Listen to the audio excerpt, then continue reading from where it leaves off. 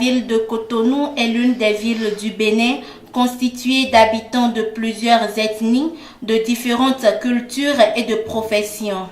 À Cotonou, nous avons les menuisiers, les tailleurs, les journalistes et surtout un nombre important de conducteurs de taxi-moto communément appelés Émidjans. Habillés en chemise jaune, les Émidjans sillonnent toute la ville de Cotonou en facilitant le transport de la population. Plusieurs d'entre les EM sont diplômés des universités ou détenteurs de diplômes professionnels, mais faute de moyens, sont contraints de faire ce métier. Il y a des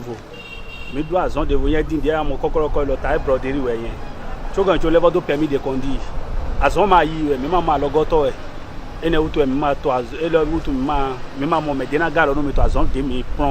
Les autorités ainsi que le gouvernement béninois sont donc appelés à venir à leur rescousse.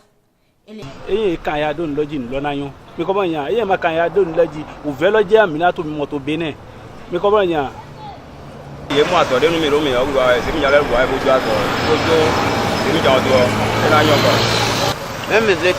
le président Talon qui est là, qui dit qu'il va trouver du travail. Je ne vois pas quel travail va trouver aux EM qui à Cotonou roule et ça va nous enlever les difficultés qu'on est en train de souffrir maintenant. Le ZEM à Cotonou n'est donc pas un métier facile et il faudra que la jeunesse s'active et soit plus entreprenant. La GVF est une organisation non gouvernementale à but non lucratif, mais ayant pour l'objectif d'apporter un plus sur le plan économique des couches démunies de la population béninoise. Bon, Green Village Foundation est une organisation non gouvernementale qui a été enregistrée d'abord en 2005 aux États-Unis et au Canada. Ensuite, nous l'avons enregistrée dans 5 pays africains, notamment Togo, Bénin, Sénégal, Ghana, Mali.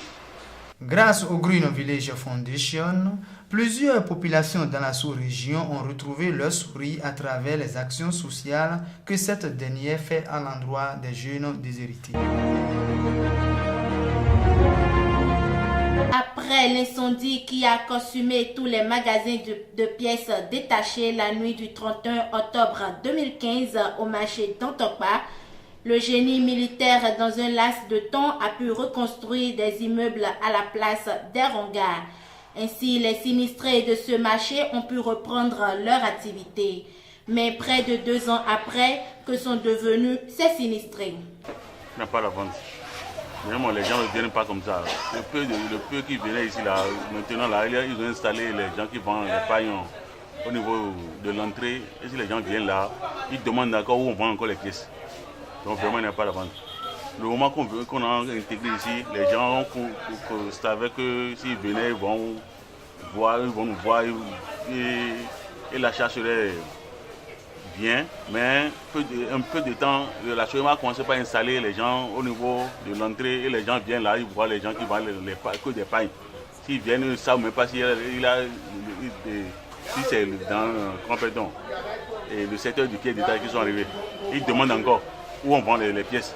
Donc rien ne vend, rien ne va pour le moment. Toutes leurs actions à l'endroit de la Sogema afin que soient prises des mesures pour les soulager de leurs souffrances n'ont pas porté leurs fruits. On a un marché à l'externe et un marché à l'interne. Or, au moment où le génie militaire construisait la maison, on s'est rapproché du génie militaire pour lui demander d'ouvrir les portes à l'externe. Donc le génie militaire a refusé, il a dit le marché va se faire à l'intérieur. Aujourd'hui, vous avez remarqué, nous avons plein de boutiques qu'ils ont installées sur le bâtiment, à l'extérieur. Donc quand les clients viennent, les gens sont obligés de s'arrêter dehors pour acheter. Mais là où le bas blesse, c'est que ceux qu'ils ont installés dehors, la plupart ne sont pas des gens qui étaient dans le marché, c'est les gens qui sont venus d'ailleurs. Ce qui fait qu'aujourd'hui, les vrais sinistrés sont confinés à l'intérieur du marché Alors que les gens qui sont partis chercher, on ne sait pas qui est allé les chercher en ville pour les amener au marché, c'est ceux-là qui font le marché aujourd'hui. Donc, quelque part, les vrais sinistrés sont lésés. Donc, ceux-là ne nous permettent pas de vendre parce qu'ils nous bloquent les clients. Donc, c'est ça. Et que fait la SOGEMA face à cette situation que vous vivez? Non, concernant la SOGEMA, au niveau du DG, plusieurs fois on a dit que les gens ne nous reçoivent pas, ils nous reçoivent. L'administration nous reçoit très bien. On va là-bas, on discute, mais on ne voit pas l'effet sur le terrain. Les gens ne réagissent pas sur le terrain. L'ONG Emergenza Sourisi, entendez Souris d'urgence, est une organisation internationale ayant pour but non lucratif d'aider les personnes souffrant de bec de lièvre. Bon, ils souffrent d'une maladie au niveau de la lèvre. Donc c'est lui que j'ai amené pour l'opération, pour suivre l'opération. Et qui vont faire le prélèvement du sang. Donc c'est ça que nous attendons avant de suivre l'opération. Cette organisation ne prétend pas être une association politique, mais une joie et sourire pour le peuple béninois, a-t-il dit le président. Je sais que nous sommes en train de réconcilier beaucoup de foyers à travers ces chirurgies plastiques et réparatrices. L'argent rentre dans les foyers, l'argent rentre dans les familles. Et les hommes sont fiers maintenant d'accepter et de ne plus mettre de mythes, de torsos, de sorcellerie, de malédiction autour de ces enfants. Donc, les hommes, je vous assure tout aussi, Dieu, c'est Dieu qui donne. Peu importe ce qu'il doit vous donner comme enfant, ne rejetez jamais un enfant. Vous ne savez pas ce que cet enfant deviendra demain.